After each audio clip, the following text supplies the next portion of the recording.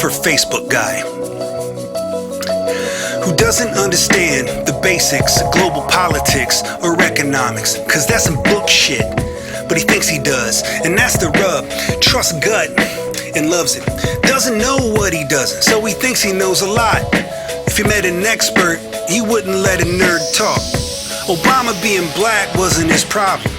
Obama made the world seem complicated. It was hard to follow him.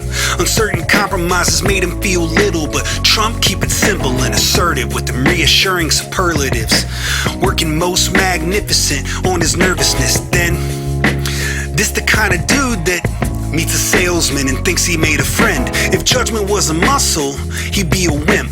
If sucker was a hustle, he'd be a pimp. Searching for the correct version of reality for this guy. Take a couple fingers of bourbon and all night. He knows what he found is right when it sounds equal parts dramatic and improbable, like a Marvel villain masterminded it. And freedom fighters like Anonymous 99 on deepstate.com finally shine some light on it. He's pathetic. He knew this shit before he read it. Unaware that prerequisite is not the best way to find what's correct. But if you don't believe it, you don't get it. And don't press him on it. He'll get red and upset if you ask him to unpack it much. Back it up with facts and stuff. Face it, he doesn't have to stay on the subject to stick to his statements. He's like either barely graduated or got an education without actually getting educated. But you're lucky he's your friend instead of them journalists and academics with references and shit. Just appreciate the picture he painted. He's an underrated mental heavyweight in the making some interesting explanations from seemingly simple situations. Taking YouTube videos and straining them through his rational brain and praying to the 4,000 plus invisible, mutually exclusive and scientifically indefensible deities to please hit the brakes on these social changes. We're God's children. But he's afraid of men.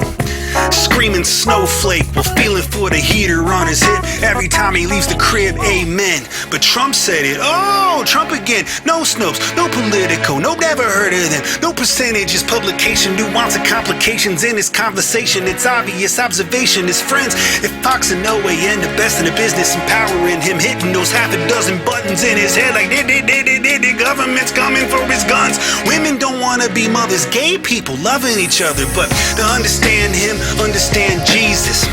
Jesus would kill the Muslims. Jesus wouldn't want Medicare to cover us. Jesus would grab a bucket and nails and build a biblical wall to stop the Mexicans from overrunning us.